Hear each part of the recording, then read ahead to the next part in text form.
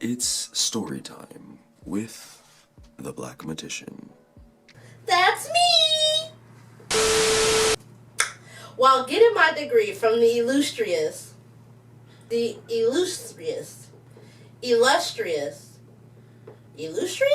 Norfolk State University, there came a time when it was necessary for me to live off campus. See, the way my bank account was set up, I had check-ins and a savings, and they both had $0.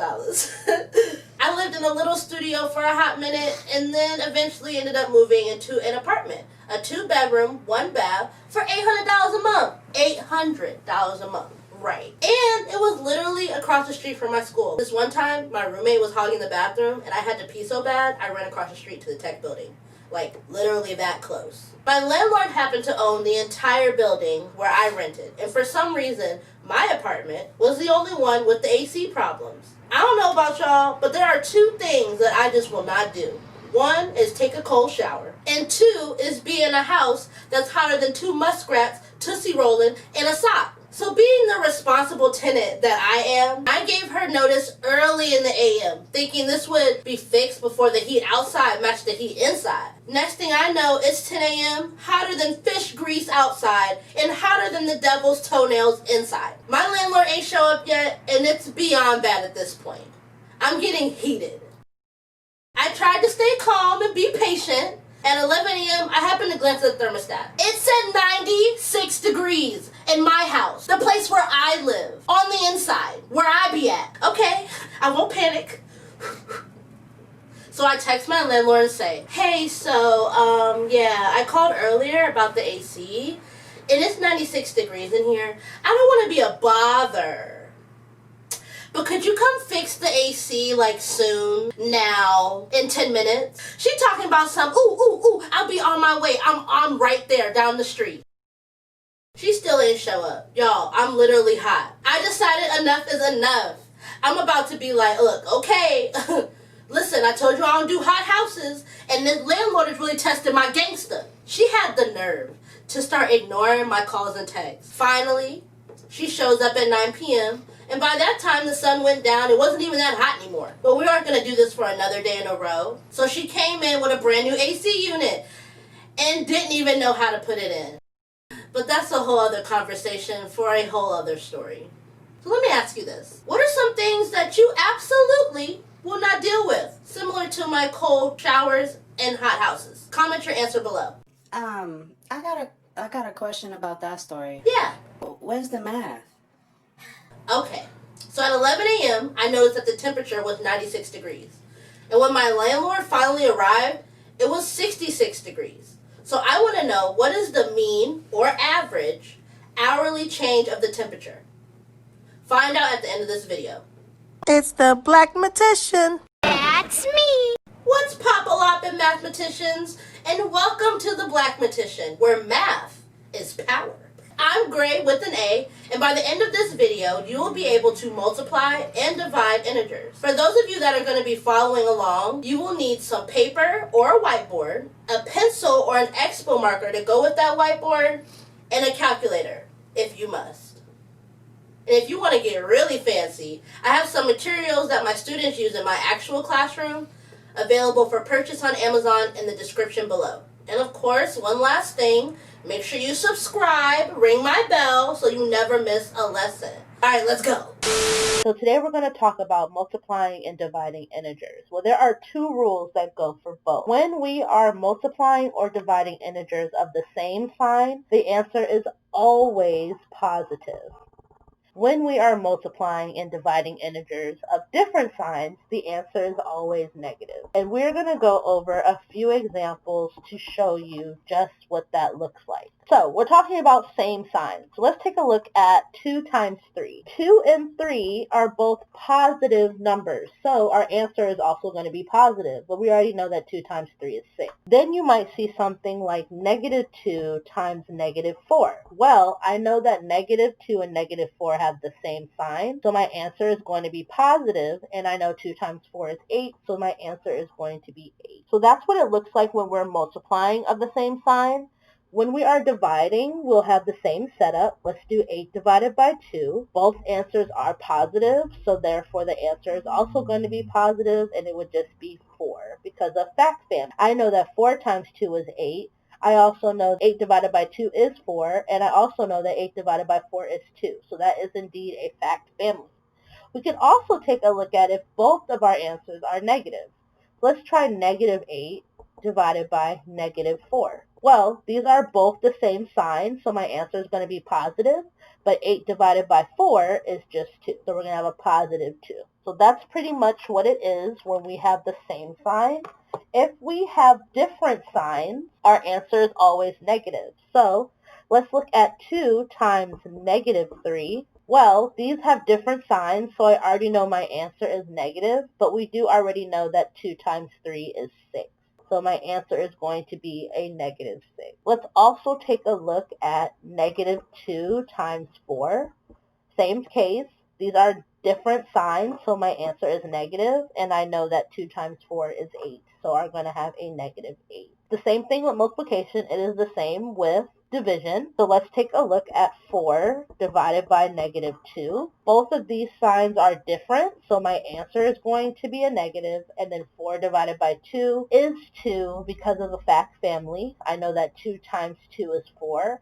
I also know that 4 divided by 2 is 2, and 4 divided by 2 is 2. So that is a fact family. We also have negative 6 divided by 3. I know because these are different signs that my answer is going to be negative, and I know the missing fact family for 6 divided by 3 is 2 because 3 times 2 is 6, and 6 divided by 2 is 3.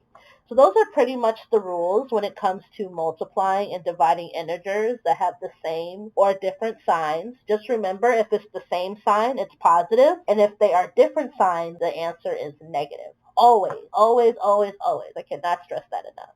Now, since we are combining multiplying and dividing integers into one video, I do want to talk about what evaluating an equation means. That just means I'm going to take the information that I'm given, which would be these pieces of information, and plug them into the equation. And that's just simplifying the equation down to a solid number. So let's go ahead and work on the first one. It says 10 minus x squared divided by y. Well, I know that x is 8, and I know that y is negative 4. I'm going to rewrite the equation. So 10 minus 8 squared divided by negative 4. Now remember, we are going to have to use GIMDAS, and do not forget that once we get to the multiplication and division, it is left to right. So if we are going to follow GIMDAS, we are going to have to do the exponent first.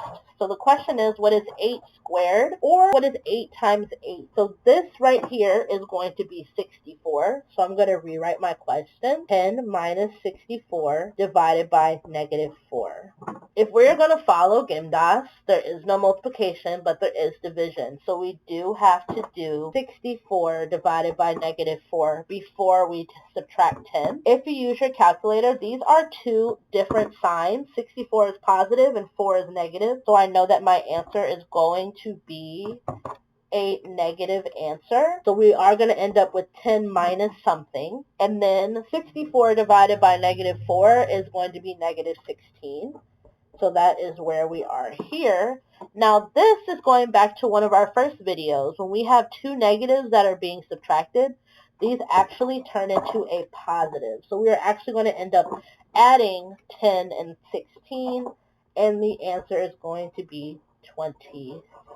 So that is how we evaluate an equation using multiplying and dividing integers. Okay, so earlier in my hot story, at 11 a.m. the temperature was at 96 degrees, and at 9 p.m. the temperature was at 66 degrees. And I want to know what was the mean hourly temperature. Now, we are going to use a formula. Now, the formula for mean is usually you'll take the first and the last term, add them together, and divide by the number of terms in the sequence. When we are talking about this, we're going to take the last temperature that I checked and subtract it from the first temperature, and then divide it by the amount of time in between those temperatures. So let's just start plugging stuff in. The last temperature I checked, it was at 9 p.m. when it was 66 degrees. The first time I checked the temperature, it was at 96 degrees. So we're going to go ahead and subtract that. And the distance between these two times is 11 a.m. and 9 p.m.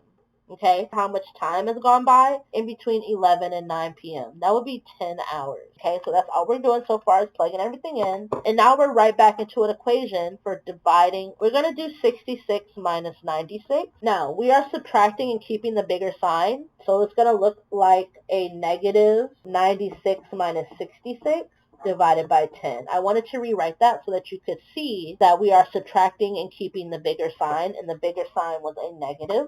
So we're going to have a negative 30 divided by 10. And now we're going to divide a negative and a positive. So my answer is negative, and then 30 divided by 10 is 3. So the mean hourly temperature is a negative 3 degrees. That means every hour my temperature went down 3 degrees until my landlord finally showed up. Moral of the story here, it was too hot in that house. No one should have to wait 10 hours to get the AC fixed. I mean, come on, who makes people wait 3 days to get their AC fixed? Like, have some humanity. So I want you to try on your own without my witty commentary. Once you have your answer, you can check in the description to see if you're correct. Meaning, after you complete the question, check your answer. Don't try to cheat yourself.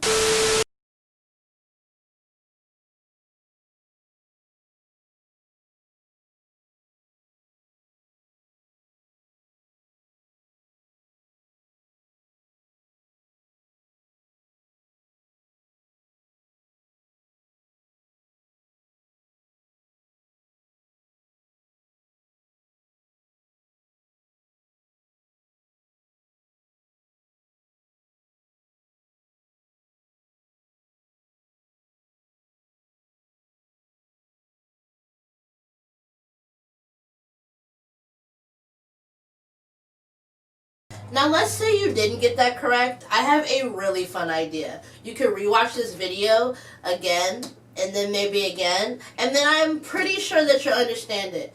And if you don't understand it after that, then shoot, I don't know what to tell you. Even I can't help you. Well, that about sums it up here at the Black-Matician, where math is power. If you like what you've heard, give me a thumbs up or a thumbs down. You're not hurting my feelings. Comment, like, subscribe. Tell your aunties, uncles, cousins, sisters, brothers, friends, associates, treachery friends to go ahead and subscribe. Coronavirus got you sitting on the couch watching TV and your life's passing you on by. You're thinking, well, maybe I'll go to school next year or maybe next semester. No, do it right now. I'll work with you whenever you want. You can watch me before you turn on the PlayStation and after you turn on the PlayStation. Whatever you need to do to graduate, go subscribe right now. I'm out here to help you. You spend all day on your phone anyway, might as well subscribe to a channel that's going to help you in your future. All you got to do is pick up the phone and subscribe. Why are you making this so complicated? It's easy. Matter of fact, I'm going to subscribe to my own channel right now.